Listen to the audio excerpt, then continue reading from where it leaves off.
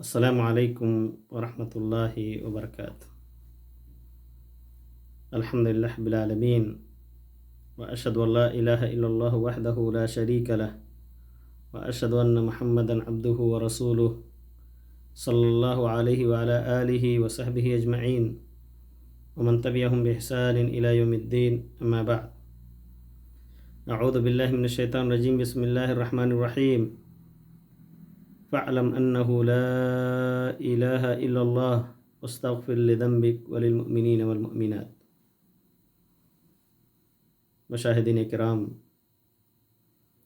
اللہ رب العالمین نے قرآن مجید کی کئی آیتوں میں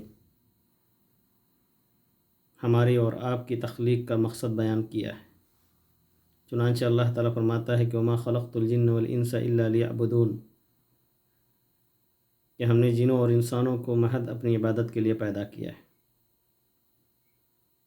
یہ ہماری تخلیق کا مقصد ہے کہ ہم اللہ رب العالمین کی عبادت کریں، اور اللہ رب العالمین کی عبادت کر کے اپنے اس مقصد کو پورا کریں جس کے لیے اللہ تعالیٰ نے ہمیں اس دنیا کے اندر زندگی دیا ہے۔ انبیاء اور رسولوں کو بھی اللہ تعالیٰ نے اسی خاطر اس دنیا میں مبعوث فرمایا تاکہ وہ جا کر کے دنیا میں اپنی اپنی قوموں کو، انسانیت کو یہ بتلا سکیں کہ اے لوگوں، صرف اور صرف اللہ رب العالمین کی عبادت کریں۔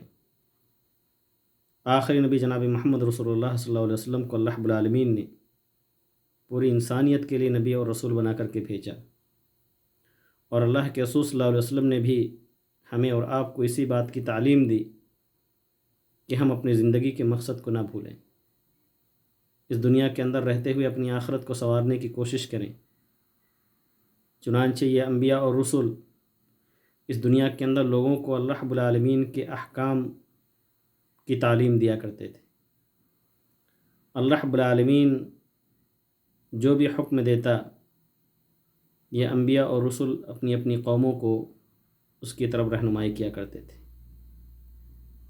جب اللہ رب العالمین کا کوئی حکم ہمارے کانوں میں بھی آئے، جب ہم اللہ تعالیٰ کے اوامر کو سنیں، چاہے اس اوامر کے اندر ہمیں اور آپ کو اس کام کے کرنے کا حکم دیا گیا ہو، یا کسی چیز سے ہمیں اور آپ کو روکا گیا ہو، تو ہماری اور آپ کی ذمہ داری بنتی ہے کہ ہم اللہ رب العالمین کے ان احکامات کو سن کر کے اس سے غافل نہ ہو، بلکہ ہم اللہ رب العالمین کی آیتوں کو، نبی کریم صلی اللہ علیہ وسلم کی احادیث کو سن کر کے جو ہمارے اوپر ذمہ داریاں عائد ہوتی ہیں، ان ذمہ داریوں کو پورا کریں۔ چنانچہ احکام الہی کے تعلق سے کچھ مراتب ہیں جن کا جاننا بہت ضروری ہے۔ کچھ ایسی چیزیں ہیں جو ہمیشہ ہمیں اپنے ذہن کے اندر رکھنی چاہیے۔ جب اللہ رب العالمین کا کوئی حکم آئے تو سب سے پہلے ہمارے اوپر یہ ذمہ داری عائد ہوتی ہے کہ اللہ تعالیٰ کے اس حکم کو ہم سیکھنے کی کوشش کریں۔ ہم یہ جانیں کہ اللہ رب العالمین کن چیزوں کا حکم دے رہا ہے، ہمیں یہ خبر ہو کہ اللہ رب العالمین کن چیزوں سے ہمیں روکنے کی کوشش کر رہا ہے۔ اور علم ایک بہت ہی عظیم شے ہے۔ علم کے بغیر نہ تو دنیا کے اندر کامیابی حاصل کی جا سکتی ہے، اور نہ ہی آخرت میں کسی کامیابی کی امید کی جا سکتی ہے۔ اس لیے اللہ رب العالمین کہتا ہے کہ فَاعْلَمْ أَنَّهُ لَا إِلَٰهَ إِلَّا اللَّهُ وَاسْتَغْفِرْ لِذَنبِكَ، جان لو کہ اللہ رب العالمین کے علاوہ کوئی بھی حقیقی معبود نہیں، اور اپنے گناہوں کی مغفرت طلب کریں۔ سب سے پہلے اللہ تعالیٰ کہتا ہے کہ علم حاصل کرو۔ وحی کے ذریعے سے سب سے پہلی آیت بھی اللہ رب العالمین نے اقرأ بسم ربک الذی خلق نازل کیا، کہ پڑھیں، نالج لیں، علم حاصل کریں، معرفت ہو ہمارے پاس، کیونکہ علم والے غیر علم والوں سے افضل ہوتے ہیں۔ اللہ تعالیٰ کہتا ہے قل هل يستوي الذين يعلمون والذين لا يعلمون، اے نبی آپ کہہ دیجئے کہ کیا علم والے اور بغیر علم والے برابر ہو سکتے ہیں؟ ہرگز نہیں۔ امام بخاری رحمۃ اللہ علیہ نے بھی اپنے صحیح کے اندر ایک باب باندھا ہے کہ باب العلم قبل القول والعمل، کہ یہ باب ہے علم کے بیان میں کہ علم قول و عمل سے پہلے ہو، اور پھر اسی کے ضمن میں قرآن مجید کی اس آیت کو ذکر کیا ہے جو آپ کے سامنے پڑھی گئی۔ اللہ کے رسول صلی اللہ علیہ وسلم فجر کی نماز کے بعد کچھ دعائیں مانگا کرتے تھے۔ ان دعاؤں میں سے جو آپ صلی اللہ علیہ وسلم ہر صبح کی نماز کے بعد جو دعا پڑھا کرتے تھے، انہی دعاؤں میں سے یہ دعا بھی ہے کہ آپ صلی اللہ علیہ وسلم فرماتے تھے کہ اللہم انی اسألک علما نافعا ورزقا طیبا وعملا متقبلا، کہ اے اللہ میں تجھ سے نفع بخش علم کا سوال کرتا ہوں، حلال رزق چاہتا ہوں، رزقا طیبا پاکیزہ رزق، وعملا متقبلا، اے اللہ میں ایسے عمل کی چاہت رکھتا ہوں جو عمل تیرے یہاں مقبول ہو، جسے تو قبول کر لے۔ ایک مسلمان کی زندگی کے اندر ہر دن صرف اور صرف انہی 3 چیزوں کی اہمیت ہوتی ہے، بلکہ پوری انسانیت اپنے ہر دن ہر نئی صبح انہی 3 چیزوں کو پانے کی کوشش کرتی ہے، علم حاصل کرتی ہے، رزق کے تلاش میں بھاگ دوڑ کرتی ہے، اور ایسا کام کرنا چاہتی ہے جو قابل قبول ہو۔ ایک مسلمان کے لیے وہی عمل اہم ہے جو اللہ رب العالمین قبول کر لے۔ تو سب سے پہلی ذمہ داری جو اللہ رب العالمین کے اوامر کے تعلق سے ہمارے اوپر عائد ہوتی ہے وہ یہ ہے کہ ہم سیکھیں، علم حاصل کریں۔ علماء نے علم سے مکمل طور سے اعراض کو کفر قرار دیا ہے۔ اگر آدمی پوری زندگی احکام شریعت کو سیکھنے سے غفلت کا شکار ہو، اللہ رب العالمین کے دین سے اعراض کرے، کبھی اس کے دل میں یہ چاہت ہی نہ ہو کہ وہ اللہ تعالیٰ کا دین سیکھے، تو یہ کفر کے مرتبے تک پہنچ جاتا ہے۔ کیونکہ ایک مسلمان کیسے اللہ رب العالمین کے شریعت سے اس حد تک غافل ہو سکتا ہے کہ وہ ان چیزوں سے بھی غافل رہے جو اللہ رب العالمین نے اس کے اوپر واجب قرار دیا ہے۔ کیونکہ ایک مسلمان کے اوپر کچھ ذمہ داریاں ایسی عائد ہوتی ہیں جو ہر دن اسے عمل کرنا ہوتا ہے۔ مثال کے طور پر نماز ہے، طہارت ہے، یا ایسے ہی روزے ہیں، زکوٰۃ ہیں، حج اور عمرے ہیں، یہ ارکان اسلام ہیں، اور ایک مسلمان کو اسے انجام دینا حسب استطاعت واجب ہے۔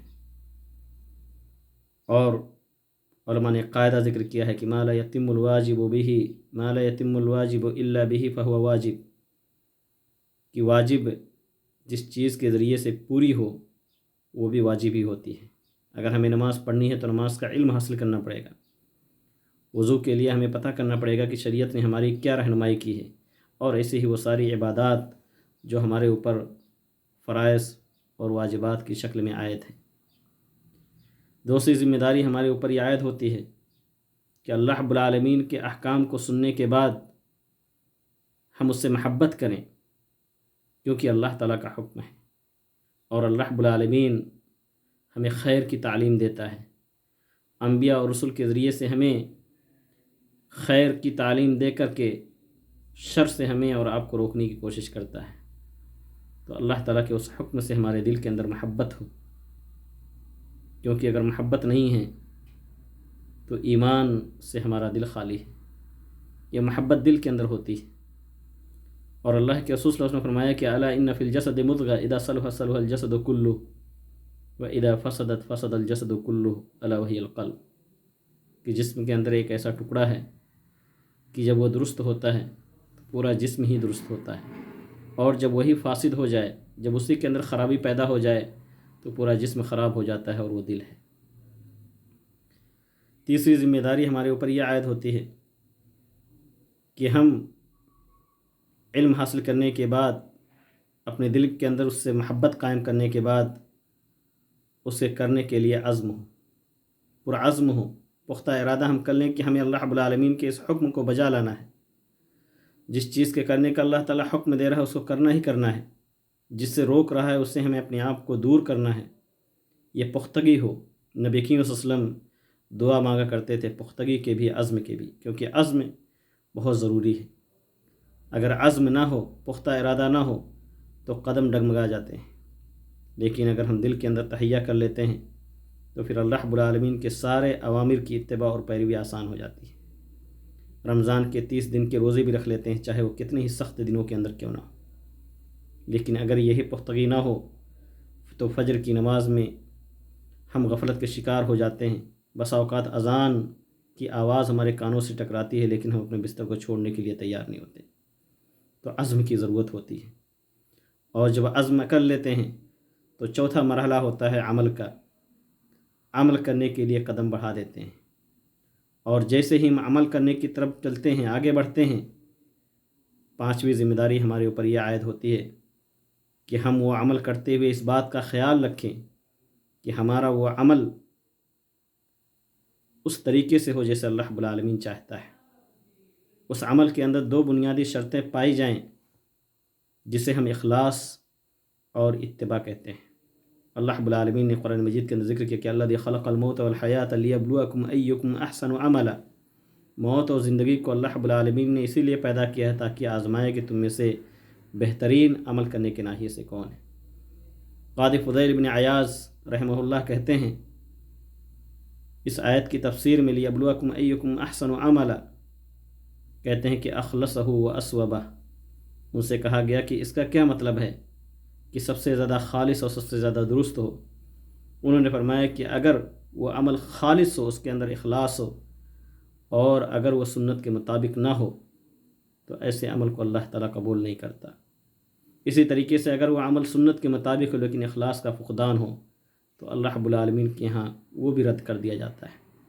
अमल की कबूलियत के लिए दोनों चीज़ें पाए जानी ज़रूरी। उन्होंने बतलाया कि अन यकून खालिसन लिवजहिल्लाह मुआफ़िक़न लिसुन्नत रसूलिल्लाह सल्लल्लाहु अलैहि वसल्लम, कि इखलास भी हो और साथ ही साथ सुन्नत की इत्तिबा और पैरवी भी हो। छठी ज़िम्मेदारी आयद होती है कि हम जब वो अमल कर लें इखलास के साथ, सुन्नत की इत्तिबा और पैरवी के साथ, तो छठी ज़िम्मेदारी ये है कि हम अपने उस अमल को हर उस चीज़ से बचाने की कोशिश करें जो हमारे अमल को ज़ाया और बर्बाद करने वाले हैं।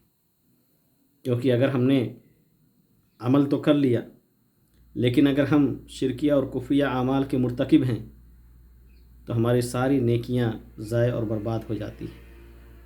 अगर एक शख्स इस दुनिया के अंदर शिर्क और कुफ्र की हालत में चला जाए, उसकी वफ़ात हो जाए इस हाल में कि वो शिर्क और कुफ्र का काम कर रहा, तो उसके सारे आमाल बर्बाद हैं। अल्लाह रब्बुल आलमीन ने नबी करीम सल्लल्लाहु अलैहि वसल्लम को मुखातब करते हुए फरमाया कि लइन अशरकत लयहबतन्न अमलुक वला तकूनन्न मिनल खासिरीन, कि ए नबी अगर आपने भी शिर्क और कुफ्र का काम किया तो आपके भी आमाल सारे के सारे बर्बाद हो जाएंगे और आप खसारा और नुकसान उठाने वालों में से होंगे।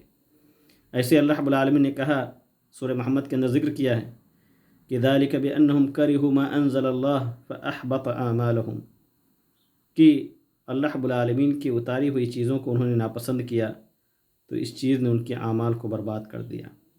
अगर हम कोई अमल करते भी हैं, किताब व सुन्नत के ऐन मुताबिक करते हैं, मुखलिस भी हैं, लेकिन हमारे दिल के अंदर उस अमल से नापसंदीदगी है या हम नफ़रत करते हैं, तो ये हमारे आमाल को ज़ाया और बर्बाद करने वाले हैं। तो चाहे शिर्क या कुफ्र हो या निफाक हो, ये सारे के सारे हमारी नेकियों को ज़ाया और बर्बाद कर देते हैं। अगर उसी हालत में हमारी मौत हो जाती है, कुफ्र व शिर्क या निफाक, जो निफाक एतिक़ादी है, जैसा कि मदीने के मुनाफिकीन थे, तो ऐसी सूरत में हमारे उन नेकियों की कोई हैसियत नहीं होती। तो हम अपने आमाल की हिफाजत करने की कोशिश करें। अल्लाह रब्बुल आलमीन ने कुरान मजीद के अंदर जब यह आयत नाज़िल किया कि वल्लज़ीना युतून मा आतौ व क़ुलूबुहुम वजीला, कि लोग जो देते हैं और देते हैं उनके दिल इस हाल में कि उनके दिल खौफज़दा होते हैं।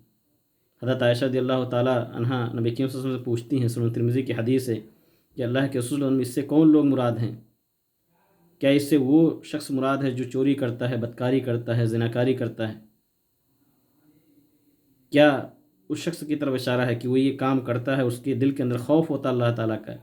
नबी करीम सल्लल्लाहु अलैहि वसल्लम ने फरमाया कि नहीं आयशा, اس سے وہ شخص مراد ہے جو نماز پڑھتا ہے، روزے رکھتا ہے، صدقہ اور خیرات کرتا ہے اور اللہ تعالیٰ سے ڈرتا ہے کہ پتہ نہیں اللہ رب العالمین اس کے اس عمل کو قبول کرے گا، کیا یا نہیں کیا۔ اور سلف صالحین کے بارے میں آتا ہے کہ نیکیوں کو انجام دینے کے بعد اللہ رب العالمین سے قبولیت کے لیے دعا بھی کرتے تھے، جبکہ ہم اپنی اس صفت سے غافل ہیں۔ مومنوں کی یہ صفت ہوتی ہے۔ حضرت عبداللہ بن عمر رضی اللہ تعالیٰ عنہ کہتے ہیں کہ اگر مجھے پتہ چل جائے کہ اللہ رب العالمین نے میرے ایک سجدے کو بھی قبول کر لیا ہے تو یہ میرے نزدیک دنیا اور دنیا کی تمام چیزوں سے زیادہ محبوب ہے۔ تو چھٹی ذمہ داری ہمارے اوپر یہ عائد ہوئی کہ ہم اپنے اعمال کو انجام دینے کے بعد ہر اس چیز سے اس کو بچانے کی کوشش کریں جو اسے ضائع اور برباد کرنے والے ہوں۔ ساتویں اور آخری چیز جو ہمارے اوپر ذمہ داری کے طور پر عائد ہوتی ہے وہ یہ ہے کہ ہم ثبات قدمی اختیار کریں، ہم موت تک اللہ رب العالمین کی اطاعت اور عبادت کا جذبہ اپنے دلوں کے اندر پیدا کریں۔ وَاعْبُدْ رَبَّكَ حَتَّى يَأْتِيَكَ الْيَقِينُ، اپنے رب کی عبادت کریں یہاں تک کہ موت آ جائے۔ اور اللہ رب العالمین نے قرآن مجید کے اندر اسی کی طرف ہماری اور آپ کی رہنمائی بھی کیا ہے۔ استقامت کا اللہ رب العالمین حکم دیتا ہے اور کہتا ہے کہ ان الذین قالوا ربنا اللہ ثم استقاموا، کہ یقیناً جن لوگوں نے کہا کہ ہمارا رب اللہ ہے اور پھر اسی پر جم گئے۔ ایک صحابی رسول نے نبی کریم صلی اللہ علیہ وسلم سے پوچھا کہ اللہ کے رسول صلی اللہ علیہ وسلم ایک ایسی چیز ہمیں بتلائیں کہ جس کو اگر میں اپنا لوں تو کسی اور سے سوال کرنے کی ضرورت نہ پڑے۔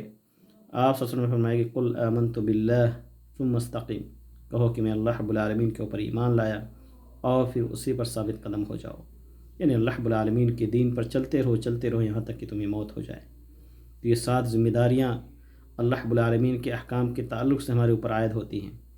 ضرورت ہے کہ ہم اس کو اپنے ذہنوں کے اندر بیٹھائیں، اپنی زندگی کے مقصد کو پانے کے لیے اس پر عمل کرنے کی کوشش کریں، علم حاصل کریں، محبت ہو اللہ تعالیٰ کے احکام سے، پختہ ارادہ بھی ہو، عمل بھی ہو، وہ عمل کتاب و سنت کے عین مطابق ہو، اپنے اعمال کی حفاظت بھی کریں اور ثبات قدمی اختیار کریں۔ اللہ رب العالمین سے دعا کریں کہ اللہ رب العالمین ہم سب کو جب تک اس دنیا کے اندر زندہ رکھیں، اللہ تعالیٰ ہمیں توفیق دے کہ اس کے احکام کی پیروی کریں، اس کے منہیات سے خود کو بچا سکیں، اور اسی حال میں اللہ رب العالمین ہمیں اور آپ کو موت سے بھی دوچار کرے۔ جنت الفردوس میں اللہ رب العالمین ہم سب کو ایک ساتھ اکٹھا ہونے کی توفیق دے۔ آمین وآخر دعوانا الحمد للہ رب العالمین۔ السلام علیکم ورحمۃ اللہ وبرکاتہ۔